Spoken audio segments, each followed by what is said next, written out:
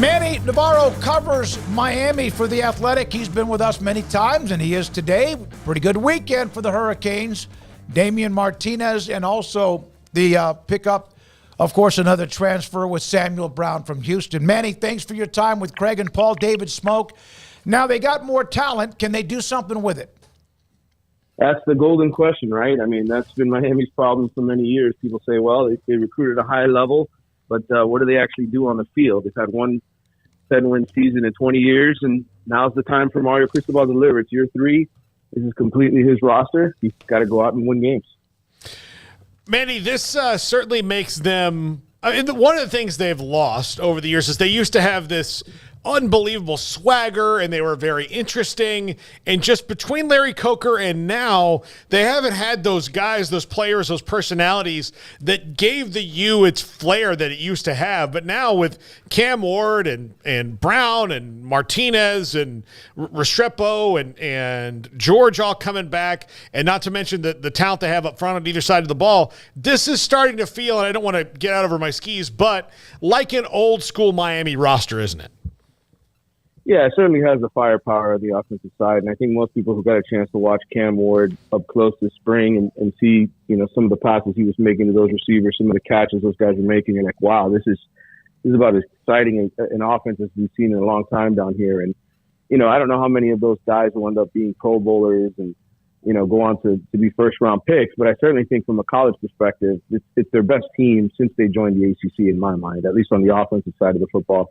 You mentioned guys on defense. Ruben Bain obviously was the ACC's Defensive Rookie of the Year last year, a guy that really stands out. And I think they expect to be better on the defensive side of the ball, but I still think there's some holes in the secondary, some guys that they've got to replace. So we'll see. But in the long run, I mean, this is the most talented team I think they've put on paper since they joined the ACC. Manny, with Samuel Brown and Damian Martinez, those being two of the newer additions now offensively, what do both look like in terms of how they fit into the puzzle that Cristobal's putting together, expectations as far as what Miami needs from guys like that? And I know there's other players in the mix, but when you eye those two, what's kind of the, I guess, the general information on both and how they fit in? Yeah, I mean, both big-time production guys. Restrepo's, I think, only the sixth receiver in Miami history to have 1,000 yards in a season. So, a guy that's just been old reliable, especially on 3rd and 7, 3rd and 8. He just knows where to be, how to get the first down, how to move the chains. I think Sam Brown, being familiar with Shannon Dawson's offense, playing with him at Houston, just is the right kind of fit to sort of complement Restrepo.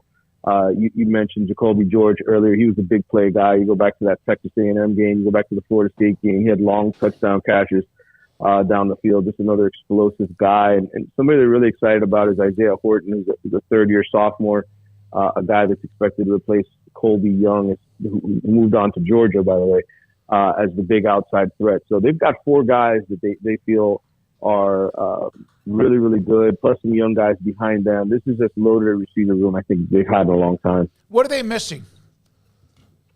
I think probably another safety and a cornerback.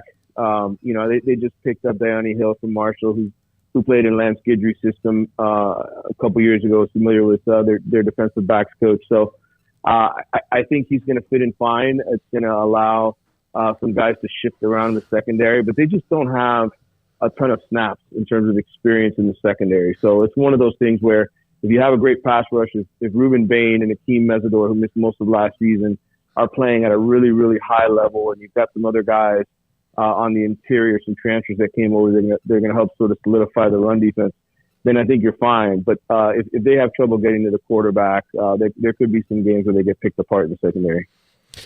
Do you think that these additions make them a legit threat to challenge to play the ACC title game? Yeah, I think no question. I think right now on paper, you size everybody up and you say Florida State and Miami are probably the 2 best teams. I know Clemson has always been there, has always been a threat. I think Louisville, obviously what they did last year, you have to consider the job Jeff Fromm did, that he'll be able to get his team back in position to contend. But I think on paper, you just size up the rosters and you say Miami and Florida State have the 2 best teams on paper. Of course, we've seen it many times before, right? We've heard it many times before that those 2 teams are supposed to be dominating the ACC, and Florida State's the only one that's kind of risen back to that level. So we'll see. But I think on paper, I think Miami and Florida State are the 2 best. Damian Martinez is obviously just a great pickup in general, talent-wise, but how much of an important need was it to grab another running back and have somebody who's as proven as a guy like him is? Oh, huge. I mean, you look at Mark Fletcher. Mario Cristobal was really in love with that kid last year. He's coming on strong towards the end of the season as a freshman, and then of course, hurts his foot and ankle pretty badly in the pinstripe rule. And they liked what they got from A.J. Allen, the transfer from Nebraska a year before, and they thought he'd be a nice sort of complementary back to Fletcher. But both of them missed the spring with injuries, and so you needed a guy that you said going into August 31st in Gainesville that, hey, we've got a number one guy, a guy that we really know is healthy, that's coming off a great season, that's got experience. We can make him the number one guy. We can make David Martinez that guy, and then sprinkle in Fletcher, sprinkle in A.J. Allen, and really like what we've got in terms of ball carriers. Manny, Cam Ward is obviously a great pickup and was really good at Incarnate Word, and then went on to be pretty damn good at Washington State as well. But there hasn't been a lot of wins. His win-loss record, of course, Incarnate Word, a smaller school that's brand new in some ways, and then Washington State had the nice start and didn't finish. Is there anything to that at all that he's talked about himself since he's arrived?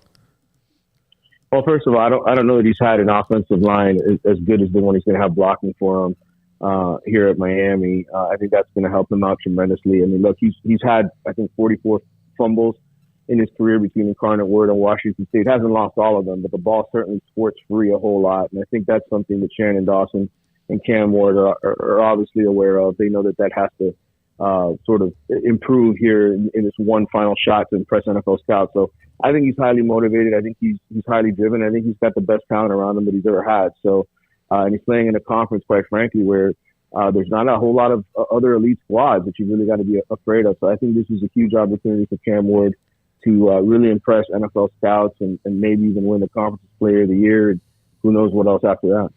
How do you think this has helped their high school recruiting when you've got guys like that have this experience that are going to make Miami that much more fun to watch and play for?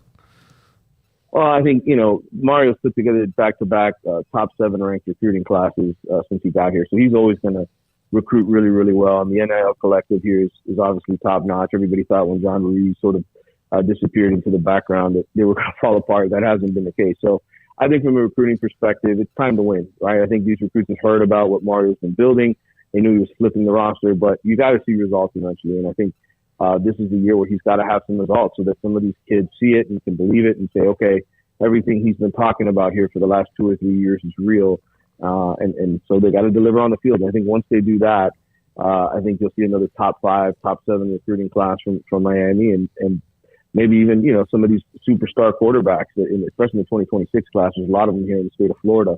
I think that's where you might see some buy-in from some guys that maybe would have looked another way. But we'll see. We'll see going forward if they can match the hype this season. Manny, off topic a bit. Off the field, there's obviously a lot of noise surrounding the ACC right now, especially out of Tallahassee and Clemson, South Carolina. Miami is obviously in the ACC and is going to be affected if something were to happen one way or the other. What's kind of the talk around the program and I guess just sort of the interest level of those observing, and just where do you see Miami in this big picture as far as all of the stuff going on right now with the ACC?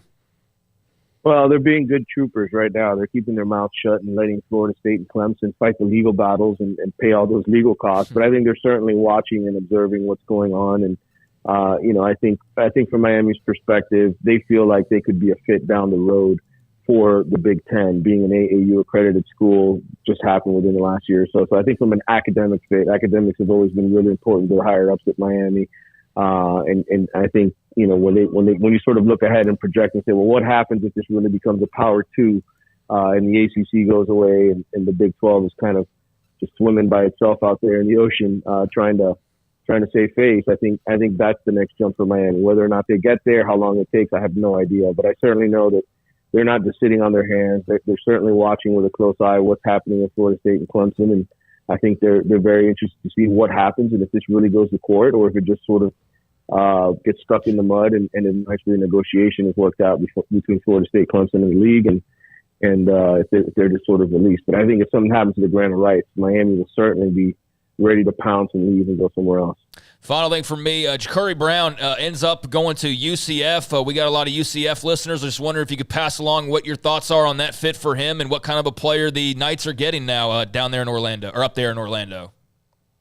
Yeah, I think Ja'Cory, I was always really impressed with Ja'Cory and his skill set, and I think he's just a guy that needs to be in the right system. I think what Gus Malzahn runs really is built for a guy like Ja'Cory Brown, not necessarily what Shannon Dawson does down here. So I thought it was a perfect fit. UCF was the first school I thought of when Ja'Cory announced he was going in the portal, and so to me, it just seems like a perfect fit.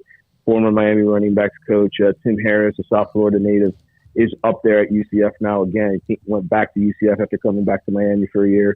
And offensive coordinator up there for the Knights. So it just made all the logical sense that Ja'Cory would go there. And I think as soon as we see what happens with KJ Jefferson in the offense this year, I think Ja'Cory is perfectly placed to take over in 25. Hey, Manny, great stuff. Thank you as always. Manny Navarro from theathletic.com covers Miami. Cam Ward of